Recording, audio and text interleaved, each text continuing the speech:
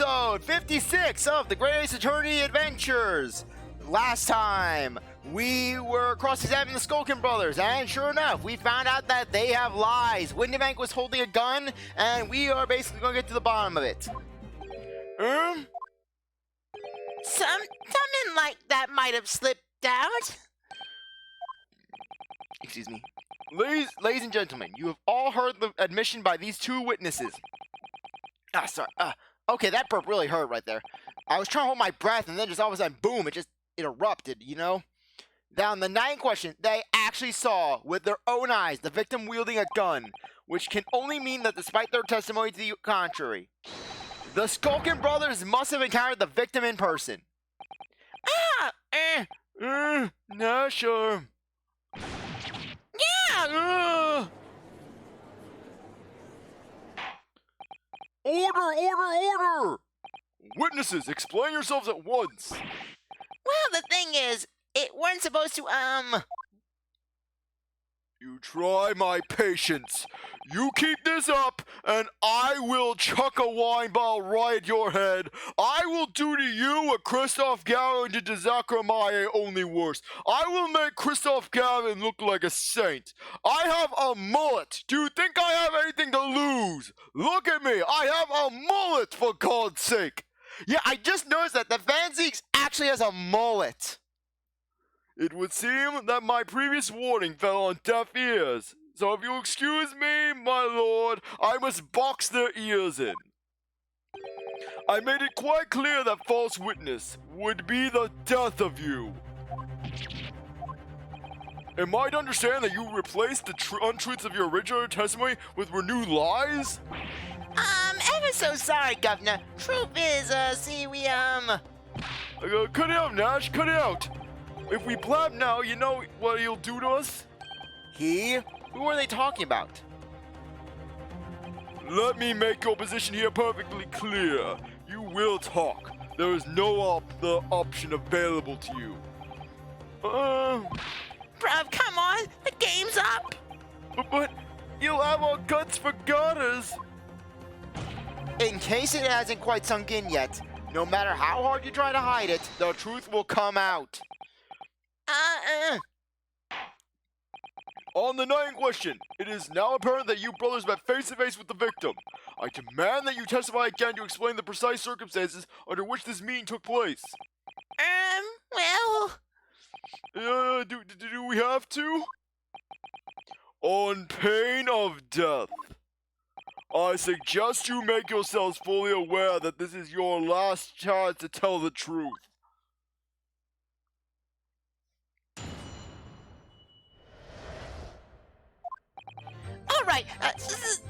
Alright, so we just got inside the gaff and eased a sigh of relief when the geezer showed his mug. Give me that gun, he bellowed, and then he flew at us like he was possessed. I thought we'd had it.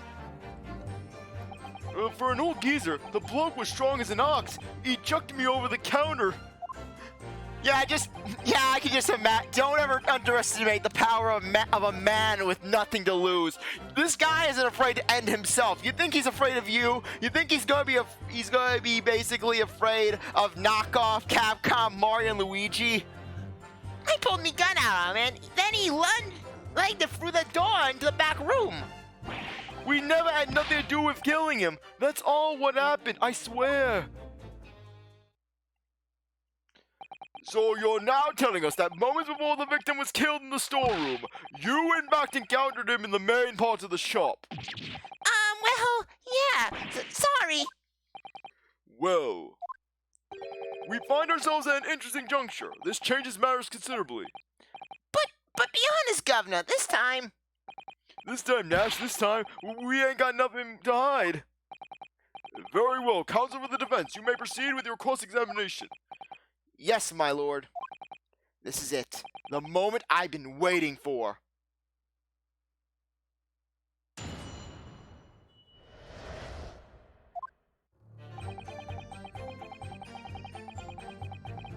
Hold it! Okay. When you say geezer, I presume you mean the victim and proprietor of the shop, Mr. Windibank? Who else? Sorry, I mean, that's right. we must keep a close eye on the interests of the to the gaff, obviously. But we never thought no one was going to come out of the back room like that. The back room being the pawnbrokery storeroom? Yeah, that must have been where he bobbed up from. Only place he could have been. So it would seem the victim was already in the storeroom when these brothers entered the premises. Which means Ginny must have been in there at that point as well. But that doesn't make sense, does it? If Gina had threatened Mr. Windibank into the storeroom with her at gunpoint, then why would he have emerged from the same room all alone when the brothers arrived? Oh, I don't know. Did you see the accused at the time? What? That mall tour? Couldn't tell you. No way, Kaba. We had bigger fish to fry then. I mean, the old geezer just lost it.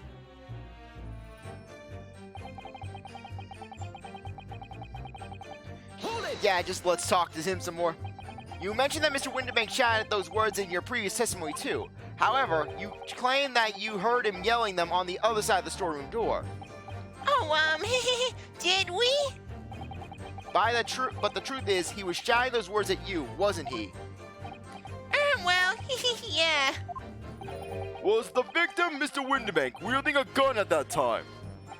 Was he ever? Blimey, lummy! A great ugly barrel he had, pointed straight at me front piece. So what you're saying is, you definitely saw Mr. Windibank with the gun at the time, is that right? It is, Gov, it is. Spot on. Then all of a sudden, he came at us, he did. It was Bedlam. I didn't know who was going for who. You were clearly all going for each other. I can just imagine now, basically just Andre the Giant versus the Wet Bandits from Home Alone. Basically just something like that, where basically just Nash and... No, Super Mario and Luigi, Superstar Saga. You know the boss fights in those games, like the Mario and Luigi games? It was like that. Windibank versus the Skulkin bros. They were using their bro attacks. Basically, Nash, he basically hoisted Ringo up into the air. Ringo basically did a spin and then landed right on Windibank's head. Just they had hammers. You were clearly going for each other, yes. Like Nash said, we thought we had it. I mean, our bros attacks were only mildly effective. Hold it! Yes, I know that you mentioned the counter in your previous testimony too. Well, yeah, of course we did. He knocked over a load of books, a candlestick, and some skull whatnot. That got tangled in some marionette what knocked over a picture frame what knocked scales on the floor. So in fact, it wasn't the sound of the gunshot that shocked you and made you knock those things off the counter. Well, Big Bro here went flying over that counter like a gunshot, I can tell you. Then the old geezer pinned him. He did, Nash, he did. If you had been there, the bloke would have flattened us. If you hadn't been there, the bloke would have flattened me like a blooming pancake in seconds. Out of curiosity, what's the age difference between the two of them? Only a year. Okay.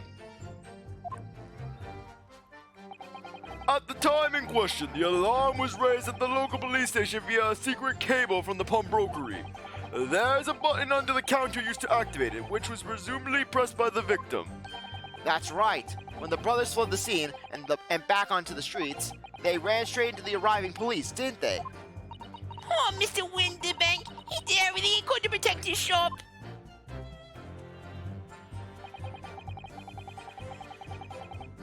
Hold it! Were you intending to shoot Mr. Windibank? No, never. I was just, looking out for me, bruv, weren't I? He was being flattened, don't forget. By a man whose shop was being burglared, yes. And then the man fled into the storeroom when you pointed your gun at him, is that it? Yeah, that's it. He shoved me away, then ran off through that door and shut himself in. There's something about that last remark. Something that doesn't quite ring true. I wonder what Mr. Windibank ran into in the storeroom. What? Well, according to what everyone's saying, Ginny was in there waiting for him with a gun. Ah, yes, that's right. Gina allegedly used Mr. Windibank's gun to threaten him and force him to open the storeroom door. In which case, how did the gun end up in Mr. Windibank's hands again? I have no idea. dear, but that is strange, isn't it? This little inconsistency could be significant. I should make a mental note of it. Look, the point is, me and me bruv here. That's right, Nash, that's right. Me and me bruv here.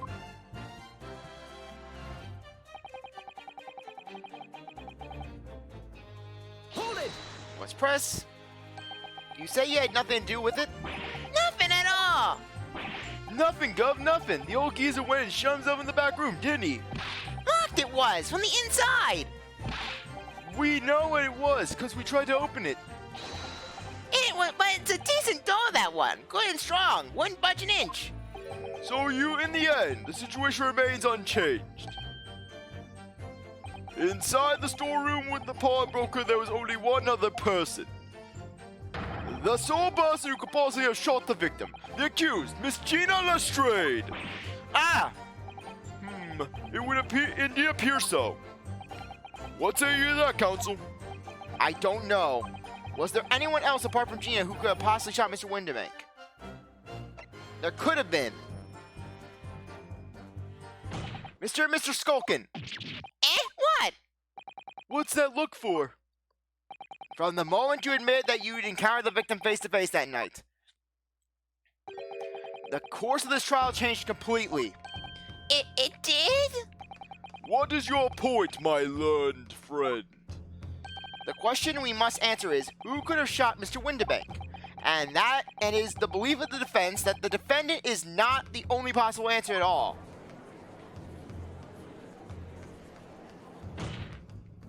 You have my attention. In that case, let us return to this plan of the premises. The victim was killed in the storeroom, which was locked from the inside. Those are the facts. So pray, what other possible answer to the question of who shot the man could there be? Well, he was running into the storeroom. He was shot from the back. He was shot from the back from outside the storeroom. Counsel, you must now provide answers to the court in respect to two conundrums. Two, my lord, twice as many chances to be right. Maybe. Indeed, namely, from what location did the culprit shoot the victim? And furthermore, where was the victim at the time? Understood, my lord. Are you alright, Runo? I'm not entirely sure, but there's one thing I'm sure about. If I can prove that there's a credible new alternative to what happened, it would change Gina's prospects hugely. So now, time for some clarity. Show the court on this plan the answers to the question posed by his lordship. If you believe someone else could have killed the victim, indicate from where that person could have fired the gun. Take that! The defense believes that the culprit could have shot the victim from this location here. And in answer to the second question. Assuming the culprit fired from the location indicated, where was the victim at the time? Take that! The defense believes that the victim would have been in this position here. Objection. What your answer in fact shows is that your own position is absurd as those you indicated to the plan. What are you saying? What Lord Van is saying, counsel, is that your answer is clearly flawed. Ah! I knew it. It's twice as many chances to be wrong. Then the questions are, from where did the culprit shoot the victim, and where was the victim at the time? Well, I don't see why we can't show that someone other than Ginny couldn't have been in the storeroom. Yes, that's the right way of looking at it, I suppose. Okay, so yes, that's one way of looking at it. Suppose someone other than Gina in the storeroom. What's the best move here? Should I try again, or gather more information first? I know that basically the general positions. Okay, can I save here? Good. Let's save the game right here. Okay. It's saved. Okay, sorry. I'm just thinking. I am just thinking about how this is going to be. Give it a try. The defense would like to point out the locations again. Well, well, you appear to be a glutton for punishment. So now, time for some clarity. Show the court on this plan the answers to the questions posed by his lordship. If you believe someone else could have killed the victim. Okay. I am thinking, very much so. I know that it could have been somewhere. Okay.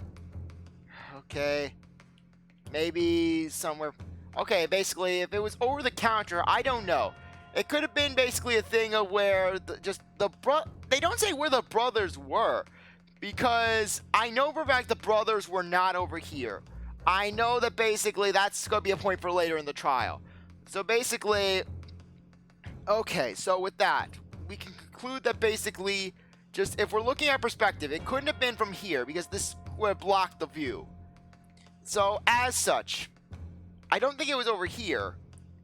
Because if Windibank was behind the counter, Windibank I would have assumed would have tossed Ringo over the counter like that way, because why would he be over there, toss Ringo there, and then run to the storeroom? As such, if Nash was over here somewhere, okay, let's put somewhere right. Okay, maybe he would have ran over here somewhere. Take that! And then, let's do the second one, which I believe it would be maybe right when he was running to the storeroom before he could close the door. Take that! Hopefully this is right. The culprit shot the victim from outside the storeroom. Continue. Okay, let me just adjust my seat. Mr. Windibank died instantly from a bullet wound in his back. Looking at the stain of blood on the storeroom floor, it does appear that the body was moved after death, which tells us that he was almost certainly shot while he was in the storeroom. Okay, that's what I was doing wrong. However, the crucial point is, where was the shooter when the fatal bullet was fired? So you are adamant that the shot was fired from outside the storeroom? Well, according to the Skulkin brothers' earlier testimony, I pulled me gun on him, and then he legged it through that door into the back room. If Mr. Windibank ran away through the door, we have to assume that the door was open at the time. Oh! It was at precisely that moment when the victim was fleeing for his life that these brothers had the perfect opportunity to shoot the man in the back once he was inside the storeroom. Yeah, good. Come to think of it, do you remember what the prosecutor said at the start of this trial? Moving on to the findings of Scotland Yard's coroner. His report states that the bullet entered the body on a rising diagonal trajectory. It means the victim was likely shot by someone significantly shorter in height than himself. Poor man, shot while he was running as fast as he could to safety. Of course. He would have been leaning forward as he was running away. So even if the bullet was fired horizontally, it would still have injured his body on an upward trajectory. Tell the corporate is necessary someone shorter than Mr. Windibank. Objection! I'm sure my learned friend can't be forgotten that the storeroom door was found closed and locked from the inside. You claim the victim was shot as he fled into the room. Do you also claim his corpse was dexterous enough to turn the key in the lock?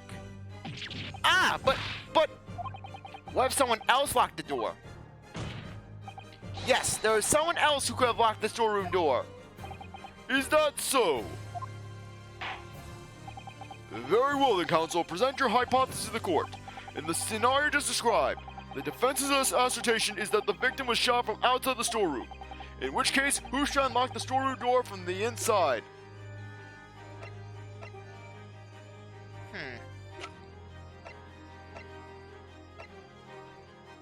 Take that! Yes, I'm going with Gina. Obviously, the person who locked the door was the only other person inside the storeroom at the time. the defendant, Miss Gina Lestrade. Objection! That's absurd! You're suggesting that the accused deliberately engineered the sealed room? For what possible reason?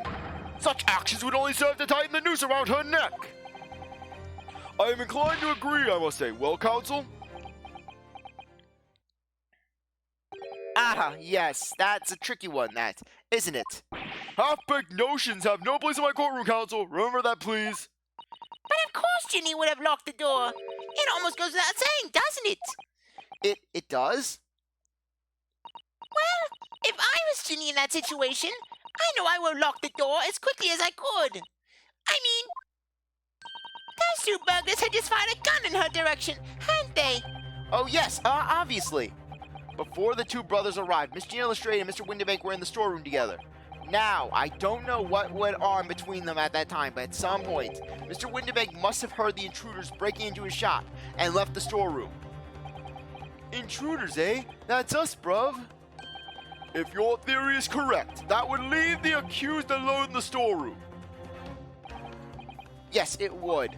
Then, probably only moments later, the victim fled back through the storeroom doors, hoping to escape danger.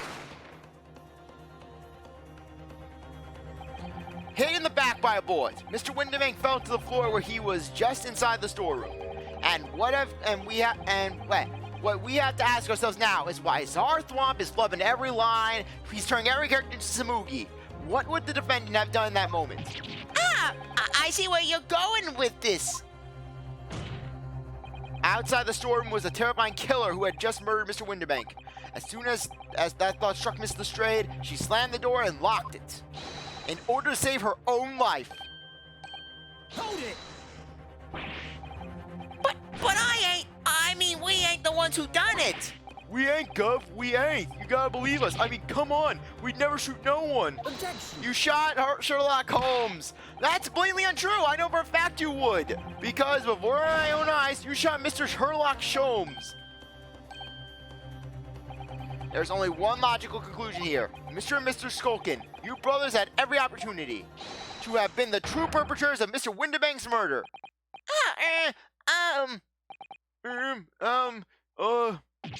Yeah, Gah.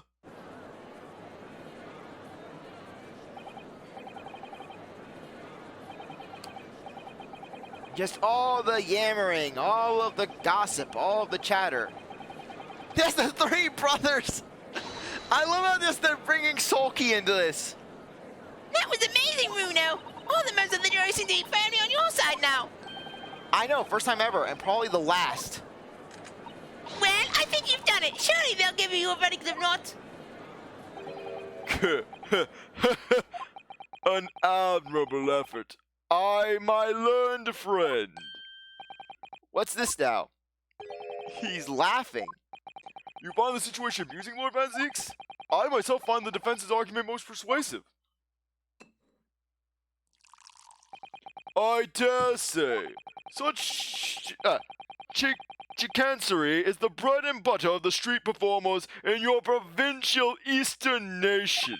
But such blatantly malicious conjuring tricks amount to nothing more than inexcusable pettifoggery here. What? The hypothesis you put forward so ostensibly credibility cannot and will not stand. Because, you see, it contains a fatal flaw. A fatal flaw? Do you mean to tell me that you're unaware of your logic's failings? I say, Lord Van Zeeks, might be an idea to explain this bally conjuring trick or whatever it is to the troops on the ground, The fatal flaw in my learned friend's argument is really very simple to understand. I don't like him! Assuming you're not too dim-witted to count bullets. By George, count bullets? Oh dear. He noticed then. Huh? What's everyone talking about? Counsel, Yes, sir. tell the court how many bullets were found at the scene of the crime. Two bullets. Correct. The first, that which hit the victim in the back, ending his life. And the second, that which struck the detective, Mr. Sherlock Sholmes, on his arrival to the scene. He gets the air quotes. Indeed, the defense presented a picture showing the damage caused by the second bullet earlier in the proceedings. The bullet which injured Mr. Sholmes appears to have passed through his body to strike the calendar. Your lordship's understanding is correct. Furthermore, we know that there are two firearms involved in this incident. The revolver belonged to the victim, Mr. Windibank, and the Skulkin brothers' revolver. The evidence shows that a single bullet was fired from each gun. Yes, indeed it does. A single bullet from each. Now then, my learned friend. You yourself told the court only moments ago that these two brothers shot Mr. Sherlock Sholmes right before your eyes. Yes, I did. Oh my goodness, I think you'll find. That the single bullet that was fired from the brother's gun hit Mr. Sholmes, it means... Windibank, I'll drop my same gun. Stop, only one bullet, stop. Exactly. Yes, this Nippon street performer presented an ostensibly credible argument. However, it was never anything more than a diversionary trick with no hope of standing up to scrutiny. Ah!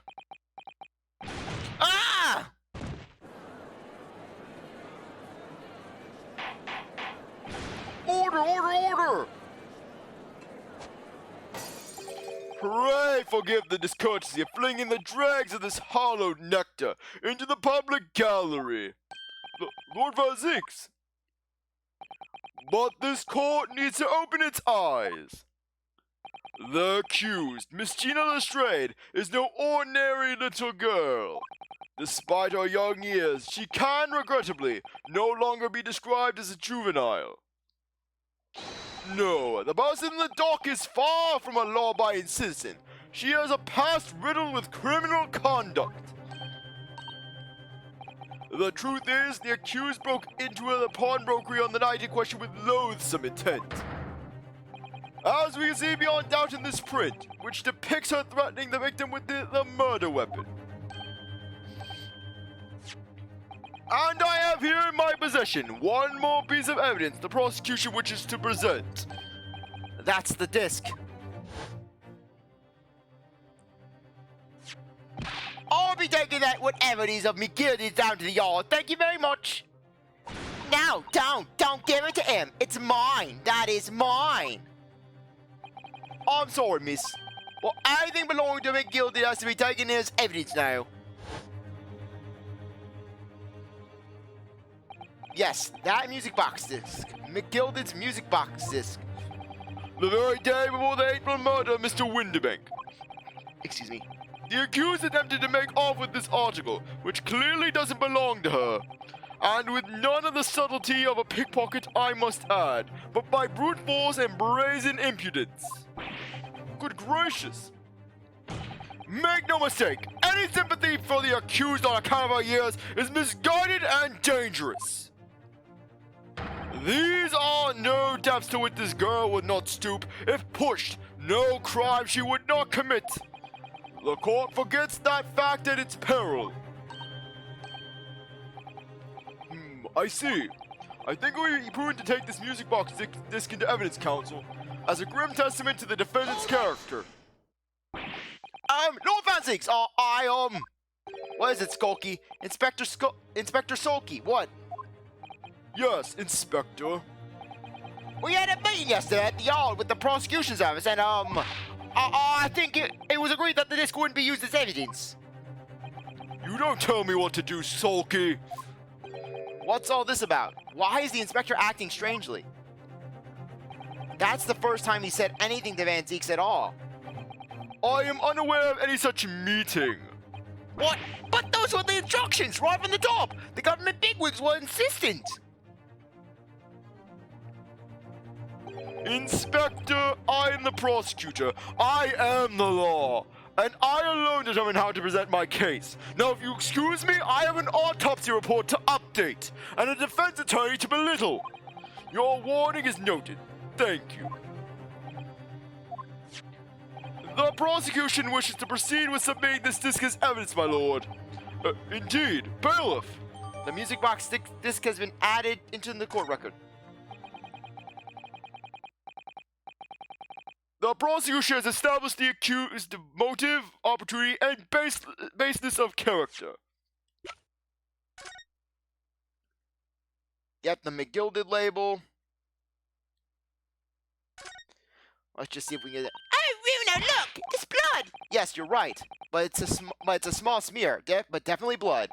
Actually, I feel as though I might have noticed that before. Yeah, we're not missing out on more blood, not having a repeat. We are not going to have a repeat of that one ticket. No. We're going to scan it. Haha, then it's my turn to shine again. I thought you'd wait forever. Alright, I'll deal with that disc, Runo. Can we get this done quickly, Iris? In a flash.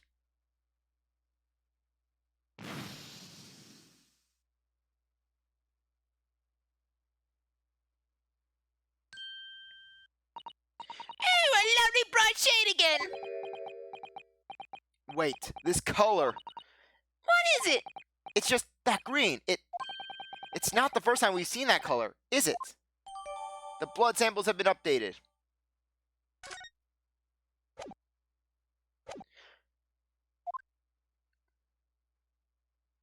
There's nothing more to add. And I think that there's nothing more to add to this episode, because I think now would be a good time to end things off. Anyways, I really appreciate that you stuck around to watch this episode. You're a great viewer, and I hope you come back for the next one. If you like this video, like, subscribe, comment, share, do whatever you want. With that, I'll see you next time. Bye.